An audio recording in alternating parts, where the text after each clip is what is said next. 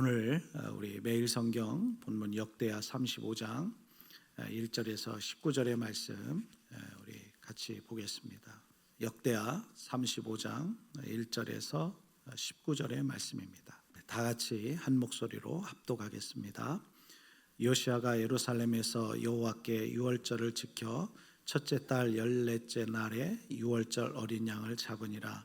왕이 제사장들에게 그들의 직분을 맡기고 격려하여 여호와의 전에서 직무를 수행하게 하고 또 여호와 앞에 구별되어서 온 이스라엘을 가르치는 레위 사람에게 이르되 거룩한 궤를 이스라엘 왕 다윗의 아들 솔로몬이 건축한 전 가운데 두고 다시는 너희 어깨에 매지 말고 마땅히 너희 하나님 여호와와 그의 백성 이스라엘을 섬길 것이라.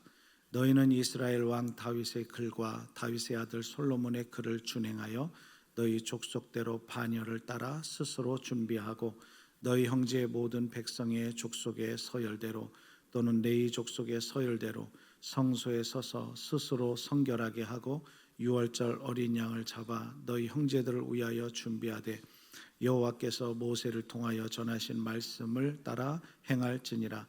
요시아가 그 모인 모든 이름을 위하여 백성들에게 자기 소유 양떼 중에서 어린 양과 어린 염소 3만 마리와 수소 3천 마리를 내어 유월절 제물로 주매 방백도돌 즐거이 희생을 드려 백성과 제사장들과 레위 사람들에게 주었고 하나님의 전을 주장하는 자 hil기야와 스가랴와 여이엘은 제사장들에게 양 2,600마리와 수소 300마리를 유월절 제물로 주었고 또 레위 사람들의 우두머리들 곧 고나냐와 그의 형제 스미야와 느다넬과 또 하사바와 여이엘과 요사밧은 양 5,000마리와 수소 500마리를 레위 사람들에게 유월절 제물로 주었더라.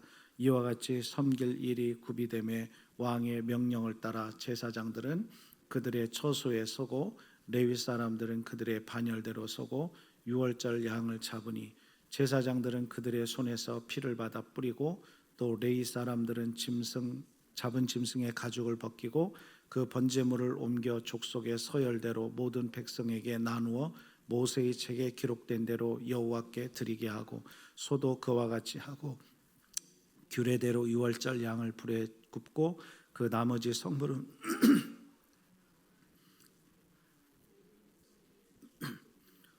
그 후에 자기와 제사장들을 위하여 준비하니 이는 아론의 자손 제사장들이 번제와 기름을 저녁까지 드리므로 레위 사람들이 자기와 아론의 자손 제사장들을 위하여 준비함이더라. 아삽의 자손 노래하는 자들은 다윗과 아삽과 헤맨과 왕의 선견자 여두둔이 명령한 대로 자기 처소에 있고 문지기들은 각 문에 있고 그 직무에서 떠날 것이 없었으니 이는 그의 형제 레위 사람들이 그들을 위하여 준비하였습니다라.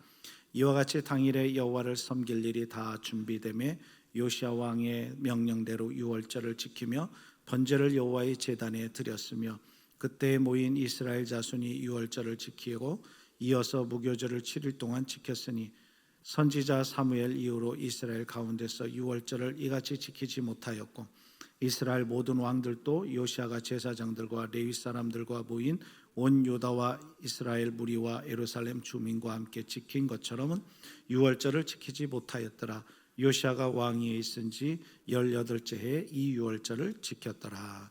아멘. 오늘 말씀은 유월절 규례를 다시 회복시킨 요시아에 대해서 오늘은 보게 됩니다. 어느 작은 마을에 공동 우물이 있었다고 그래요. 사람들은 이 우물을 통해서 늘 맑은 물을 공급받고 언제든지 그 물을 마실 수가 있었지요. 그래서 그 우물은 그 마을 사람들에게 있어서 귀한 생명줄과 같았습니다. 근데 세월이 지나자 사람들은 우물의 귀함을 잊어버립니다.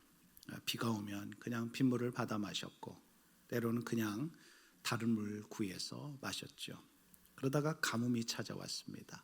물이 귀하게 됐죠. 마실 물이 없습니다. 그제서야 사람들은 그 잊혀졌던 우물을 다시 청소하기 시작합니다. 다시 쓰레기들을 걷어치우고 그래서 청소하면서 그러다 보니까 물이 다시 흐릅니다. 그리고 그 물을 다시 마실 수가 있었죠. 우리의 신앙도 보면 이런 우물과 같다고 할 수 있어요. 하나님께서 주신 이 생명의 은혜를 우리가 잊고 살아가다 보면 어느 날 영혼이 메말릴 때가 있죠. 메마를 때가 있죠. 그래서 우리는 늘 본질을 회복해야 되죠. 오늘 본문에 등장하는 요시야 왕은 바로 이 잃어버렸던 신앙의 본질을 다시 회복시키고 있는, 이 백성들의 그 신앙의 본질을 다시 회복시킨 왕이라고 할 수 있습니다. 이처럼 유월절을 회복시켰다라는 것은 몇 가지 중요한 메시지를 우리에게 안겨주고 있습니다. 첫 번째는 말씀의 원칙으로 돌아가는 것을 보게 됩니다. 1절을 같이 한번 읽어봅니다. 요시야가 예루살렘에서 여호와께 유월절을 지켜 첫째 달 14째 날에 유월절 어린 양을 잡으니라. 여기 보니까 유월절을 지킨 날짜가 기록되어 있어요. 1월 14일. 그러니까 1월 14일, 그러니까 70년 가까이, 그동안에는 70년 가까이 지키지 못했던 유월절을 한 70여 년 만에 처음으로 제 날짜에 지킨 거예요. 히스기야 왕 때도 유월절을 지키긴 했지만 상황이 여의치 않아 가지고 그 날짜가 아니라 좀 여의치 않아서 제 2월에 지켰습니다. 수년 전에 우리나라에 코로나가 있을 때, 첫해 20년도 코로나가 있을 때 많은 교회들이 고민했어요. 이 부활절 그때 막 코로나 막 극심할 때, 그래서 부활절 제 날짜에 지켜야 되느냐 아니면 한두 주 늦춰야 되느냐 막 그거 갖고 고민들을 했는데, 그래서 뭐 좀 한두 주 늦춘 교회들도 있고 제 날짜에 그럼에도 불구하고 그냥 지킨 교회들도 있었죠. 히스기야 때도 보니까 유월절을 지키는 것을 상황이 여의치 않아서 2월에 지켰습니다. 2월에 지켰죠. 하지만 요시야는 그 날짜를 맞출 수가 있었습니다. 그 날짜는 사실 하나님께서 모세를 통해서 주신 날짜죠. 이스라엘 백성이 애굽에서 어떻게 출애굽할 수 있었는지, 어떻게 그들이 구원받았고 유월절을 통해서 그 모든 것들을 알 수가 있다 이 말이에요. 하나님의 구원하심을 알 수가 있다 이 말이죠. 근데 그 유월절을 지키는 그동안 지키지 않았다는 것은 하나님의 구원의 망각을 백성들이 잊어버렸다, 그렇게 볼 수가 있어요. 유월절은 이스라엘이 어떻게 구원받았는지 구원의 감격을, 하나님의 전능하심, 그 은혜를 생각나게 하고 감사하게 하는 것인데, 한 70여 년 가까이 백성들이 이 유월절을 제대로 지키지 못했다는 것은 이 구원의 감격을 그동안 잊고 살았다라고 보는 거죠. 그래서 요시야는 하나님을 잊고 있는 백성들을 깨우치기 위해서 유월절을 대대적으로 지켰던 겁니다. 오늘날 우리의 신앙도 마찬가지죠. 내가 예수로 말미암아 거듭나고 예수로 말미암아 거듭나고 하나님의 자녀가 되고 죄 사함 받은 것, 이런 구속의 은혜를 잊는 순간 우리는 하나님으로부터 점점 멀어지게 되는 거죠. 우리의 신앙은 점점 차가워지는 것이고 냉랭해지는 거죠. 그래서 다시 내가 처음 예수님을 만난 그 십자가의 구속의 은혜를 우리가 묵상하고 그 구원받음을, 이 은혜를, 주님의 나를 향하신 보혈의 은총을, 대속의 은혜를 오늘 저와 여러분이 계속 다시금 묵상하고 생각하는 이 새벽이 될 수 있기를 축복합니다. 자, 두 번째 오늘 본문에서 발견되는 모습은 지도자의 솔선수범을 봅니다. 한번 7절 8절을 같이 한번 읽어봅니다. 요시야가 그 모인 모든 일을 위하여 백성들에게 자기의 소유 양떼 중에서 어린 양과 어린 염소 3만 마리와 수소 3천 마리를 내어 유월절 제물로 주매, 방백들도 즐거이 희생을 드려 백성과 제사장들과 레위 사람들에게 주었고, 하나님의 전을 주장하는 자 hil기야와 스가랴와 여이엘은 제사장들에게 양 2,600마리와 수소 300마리를 유월절 제물로 주었고. 사실 오늘 7절, 8절, 9절까지인데 사실은 여기를 보면 요시야 왕을 비롯해서 백성들과 지도자들은요, 가진 자들의 솔선수범하는 모습을 기록하고 있어요. 특히 요시야는 백성들 중에서 상당수가 유월절 어린 양, 유월절 제물을 준비하지 못한다라는 것을 알고 있었습니다. 그만큼 이 바벨론 포로기가 점점 포로기 시작이 점점 다가올수록 이 나라는 사회의 이 어떤 부패와 또 빈부격차가 극심해지기 시작했습니다. 그래서 가진 자는 더 많이 갖게 되었고 없는 자는 더 가난해지게 됐던 거죠. 그래서 왕은 자기 재산 중에서 일부를 이 백성을 위해서 내어놓았던 거예요. 그들도 유월절에 동참하도록 내어놓은 겁니다. 그래서 그들도 유월절 제사를 할 수 있도록. 먼저 요시야 왕은 3만 마리의 어린 양과 염소를 내놓고 그리고 3천 마리의 수소를 내놓습니다. 그러자 다른 방백들을 비롯한 지도자들도 자원함으로써 그들도 백성들을 위해서 기쁨으로 유월절 제물을 내어놓기 시작한 거예요. 이렇게 지도자들의 자발적인 헌신과 희생으로 말미암아 유월절 성회의 이 분위기는 한층 더 무르익게 됐던 겁니다. 모두가 유월절을 지킬 수가 있게 되었던 거죠. 이처럼 권한과 책임이 큰 사람의 아낌없는 나눔은 여러분 사회적 연대감을 더 강화시켜 주게 되죠. 공동체를 더 하나되게 묶어주는 겁니다. 그러므로 교회 안에 여러분 진정한 영적인 지도자나 어른은 나이나 직분이 아니라 사실은 나이나 직분이 아니라 얼만큼 솔선수범하는가 그런 분들이라고 할 수 있어요. 얼마나 물질을 나누는 것이고 물질이 아니면 자기의 시간을 공동체를 위해서 나누는 것이고 시간이 아니면 자기의 재능을 공동체를 위해서 나눌 때 여러분 그 공동체는 더 건강하게 발전하는 겁니다.